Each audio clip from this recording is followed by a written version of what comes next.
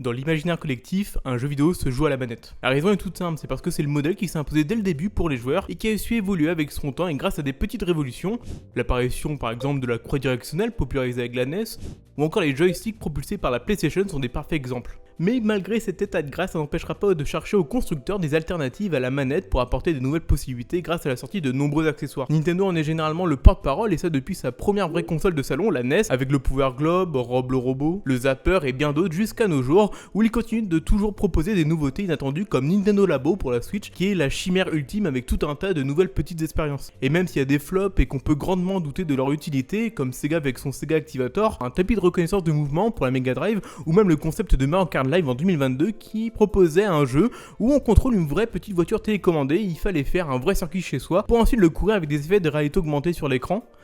Et ça fait un build monstrueux. Mais pour autant, ça décourage pas le milieu. Et autant chez Microsoft, c'est assez rare, genre hormis la Kinect, qui était extrêmement importante dans leur stratégie pour une raison qui me questionne toujours. Et même le luxe est inclus dans toutes les premières boîtes d'Xbox One avant d'être retiré parce que tout le monde s'en foutait et ça a monté le prix de la console à 500 balles. Mais chez la concurrence, Sony en a essayé des choses. Enfin, en général, en ce qui concerne les accessoires, ça leur arrive de s'inspirer gentiment. Genre le VMU de la Dreamcast, et bah bam, voici la Pocket Station qui sortira un an après et qui fera exactement la même chose. Ou encore mon exemple préféré, vous connaissez la Wiimote? Et ben voici la PlayStation Move. C'est tout pareil sauf que ça ressemble à... J'ai envie d'être monétisé. Après, je caricature à fond, mais ils ont quand même eu des bêtes d'idées. Je pense par exemple à Playlink sur PS4 qui proposait une gamme de jeux qui se jouait au téléphone et qui était particulièrement immersive et parfaite pour les soirées. Les buzzers même pour les jeux de la PS2, de la PS3, le PSVR qui est une prouesse technique aussi. Et aujourd'hui, on va mettre en lumière l'un de ces accessoires les plus avant-gardistes du début des années 2000 et qui a encore un impact aujourd'hui, la PlayStation 8 Toy. Et ces jeux. Parce que sinon, la vidéo elle fait vraiment 5 minutes.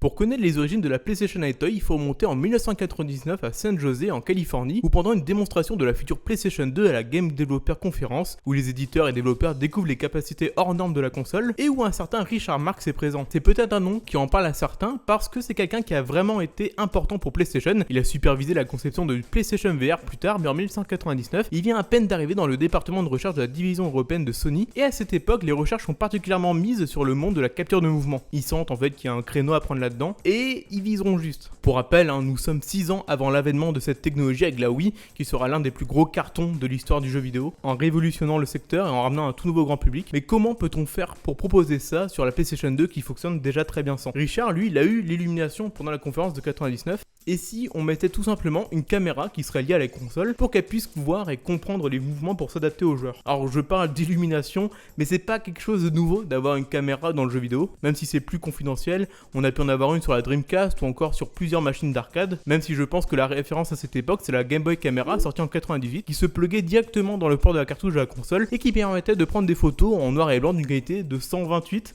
par 112 pixels, sachant que la vidéo que vous regardez actuellement contient plus de 8 millions de pixels par image. Après, elle reste quand même incroyablement avant-gardiste sur son temps puisqu'elle est accompagnée d'un logiciel qui pouvait rajouter des filtres à l'instar d'Instagram ou de Snapchat. Elle a même proposé les selfies 12 ans avant que l'iPhone arrive et popularise ça. Et elle était tellement dans le turfu qu'il y avait même une Game Boy Printer à la vente qui permettait d'imprimer nos clichés et de pouvoir les afficher fièrement chez vous. La Game Boy Camera était un succès avec plus de 500 000 ventes, et particulièrement au Japon qui était ultra friand de Polaroid, mais étrangement Nintendo ne proposera pas de deuxième itération de la machine. Enfin bref, on n'est pas là pour en parler, mais si vous avez plus d'infos dessus, vous avez la super vidéo de Punky qui sera dans la description. Alors Richard, avec son idée, ira voir un certain Phil Harrison, un grand représentant de Sony, qui acceptera de lancer le projet de la iToy, pour 2 grosses raisons. Déjà parce que la future PlayStation 3 prenait plus de temps que prévu pour être conçue et prête, qu'il fallait trouver des petites nouveautés pour rendre la PS2 toujours attractive, et surtout parce que l'iToy et la capture de mouvement est une porte d'entrée pour les enfants, un public que Sony avait complètement laissé de côté et enlevé le côté kid-friendly des jeux vidéo apportés par Nintendo dans les années 80. Il suffit de comparer une pub pour la GameCube et une pour la PlayStation 2 et on verra que la cible visée est complètement différente. Alors pour la conception de l'iToy en elle-même, ils vont s'inspirer du modèle incontesté du début des années 2000 en reprenant la forme d'une webcam pour PC. et vont d'ailleurs s'associer avec le boss de l'époque, Logitech, pour la fabrication, et il va y avoir quelques difficultés pour les ingénieurs. Les consignes étaient claires, il fallait une caméra à bon prix avec du 60 fps, qui était vraiment très rare à l'époque mais indispensable pour avoir une bonne reconnaissance de mouvement. Mais le plus compliqué c'est surtout que le rendu de la télé et la captation soient en temps réel avec les mouvements du joueur, et ils vont complètement réussir leur pari. Voilà le résultat final, enfin ça c'est la deuxième version de la Hitoy. J'ai pas la première mais la différence c'est uniquement au niveau du volume. On pourrait presque parler ici d'une Hitoy Slim. Elle est pourvue d'un objectif unique, d'une définition de 240p. On peut définir la mise au point en tournant le cylindre juste au-dessus. Et elle a aussi deux LED à l'avant qui servent à indiquer si la luminosité dans la pièce est bon ou pas. Si c'est bleu c'est bon, si c'est rouge bah c'est mort. La PlayStation Hitoy est reliée à la PS2 avec un câble de 2 mètres mais surtout avec un port USB, ce qui veut dire que la caméra n'est pas propriétaire à la console et peut donc autant servir d'accessoires pour la console, mais aussi de périphérique complètement fonctionnel pour le PC. C'était un tout en un qui a peut-être participé au succès de cette petite machine, même si cette fonctionnalité n'était jamais indiquée dans les campagnes marketing. La Hitoy est donc complètement capable de retranscrire ce qu'elle enregistre en temps réel à la console et d'en comprendre les mouvements. Honnêtement, ça marche pas à tous les coups, mais ça reste quand même très impressionnant. En parallèle du développement de la machine, Sony va décider de ni plus ni moins que de fusionner une partie de leur branche de recherche de développement ainsi que la team Soho, une petite boîte de développement propriétaire qui avait produit qu'un seul jeu notable sorti en 2002, The Getaway, un GTA-like un peu random qui est passé assez inaperçu, ce qui va donner London Studio, qui se situe à Londres du coup.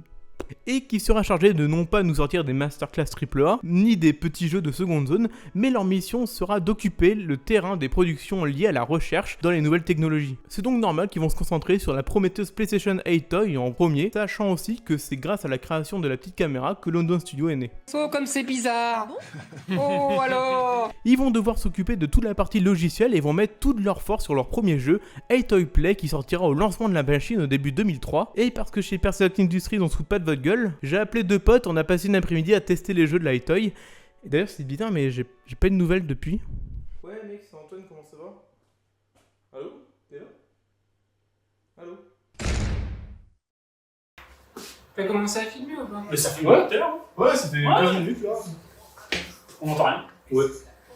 Attends. Et où la télécommande? Ça marche bien. Ouais, par contre, le signe était un peu limite. Hein? Ouais. Non. Faire un signe comme ça. Aïe. Alors attends, il est peut-être à plusieurs. Oh, multijoueur. Ah oui, on joue sans profil, on s'en fout. Par contre, la qualité est horrible. Qu'est-ce qu'on fait? Bon, qu'est-ce qu'on fait? Aléatoire. Bah ouais, aléatoire. Pas plus simple. Alors, Hitoy Play est le premier jeu qui est sorti et qui est clairement là pour montrer les capacités de la machine, à l'instar d'un One2Switch ou d'un Wii Sport. Il compile 12 mini-jeux, mais nous on a joué qu'à 2 aléatoires et on est tombé en premier sur Boxing Champ, où le but est de faire un match de boxe contre une IA à l'horizontale, dans le style d'un Street Fighter. Et vous me croyez ou pas, on s'est fait défoncer la gueule, genre. Facile. Vous savez, je me déteste aussi.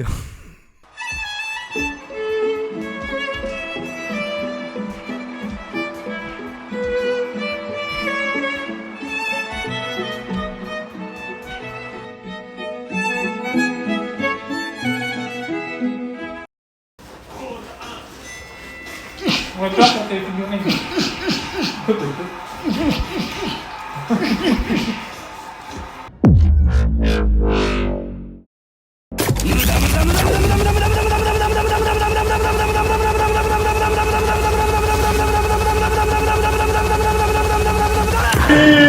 Attends, c'était quel perdu? Ouais, je suis mort. Après, on a lancé un deuxième jeu en aléatoire et comment dire?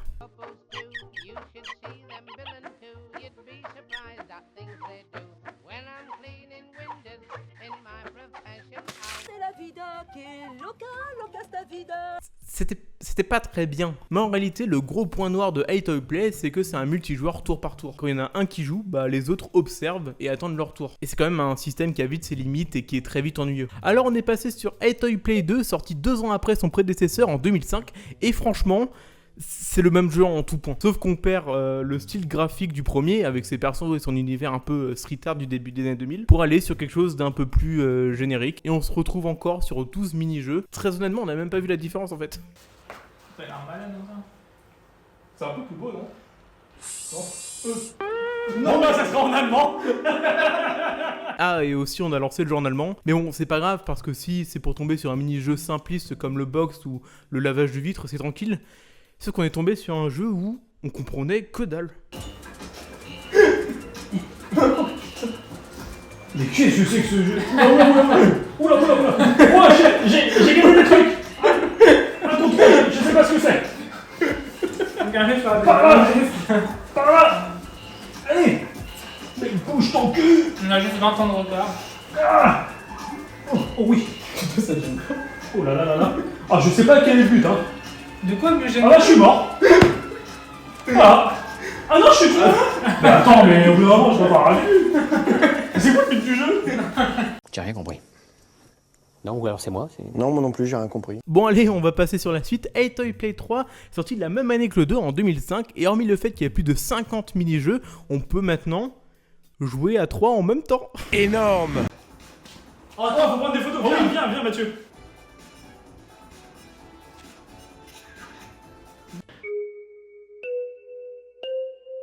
Attends, on va pouvoir jouer à 3 là? Le château du poisson. Il vient du poisson, on va entendre des jeux. On a déjà ça. Je pense que c'est la première fois qu'on va s'amuser, la seule fois. Ouais, c'est vrai. Faut nager comment? Oh non, je vais pas faire de cul. Comment tu fais avec ça? J'en sais rien, moi, tu vois. Ça marche pas. Non, mais. Oh,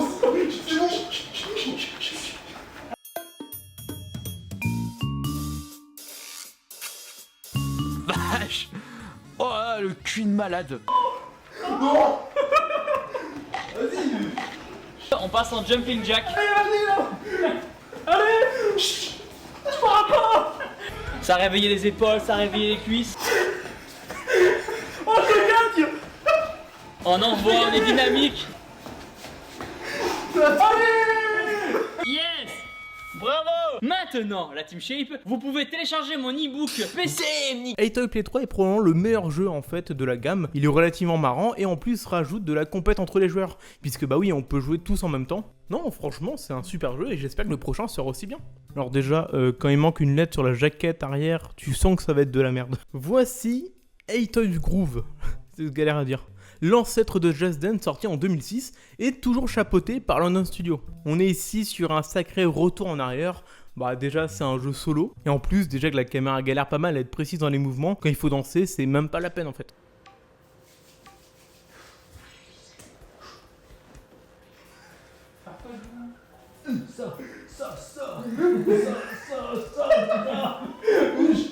Bon, on est mort. Allez. C'est un super jeu de danse. J'ai trouvé. C'est de la merde.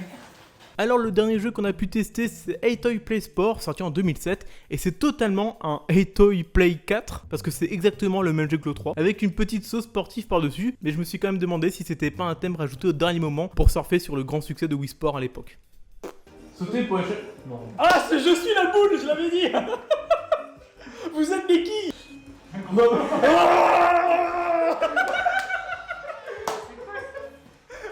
J'adore.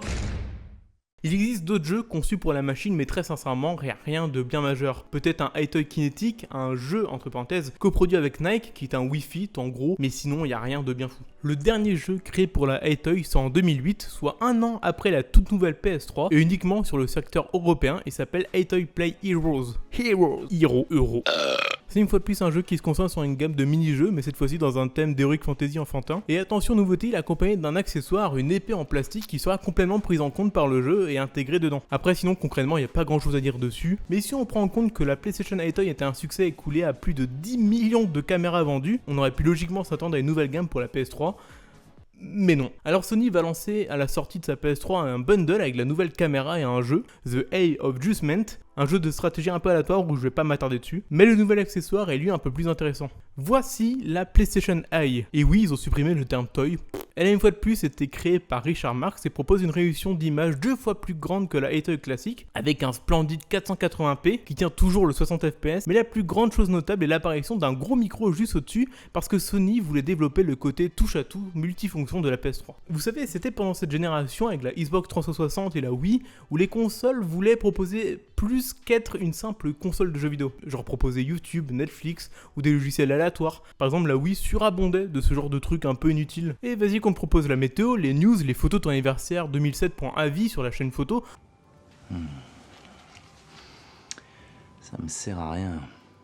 Je rigole, mais Nintendo de toute façon était toujours à la traîne, mais Sony Microsoft, eux, pas du tout. Ils avaient conscience que c'est entre autres grâce à cette idée d'appareil multifonction que la PS2 a pu être un raz-de-marée à l'époque. Pour rappel, son grand argument à l'époque, c'est d'être à la fois une console de jeu surpuissante, et aussi un lecteur DVD en même temps pour un prix correct. Sachant aussi que l'iPhone est sorti la même année et avait exactement le même marketing, en se targuant d'être à la fois un iPod, un téléphone et d'être une porte d'entrée pour internet, et ça avait aussi changé tout le secteur à l'époque. Alors Sony va vouloir vendre sa PlayStation A comme un micro pour leur tout nouveau service en ligne, le PlayStation Network. Mais ça va être à nouveau à la charge de London Studio de trouver des jeux pour convaincre le public du potentiel de la caméra. Alors ils vont sortir iCreate, qui est carrément plus un logiciel qu'un jeu. Vous pouvez filmer et rajouter des filtres par exemple. Aquavita uniquement sur le store online, qui est un aquarium interactif avec la caméra.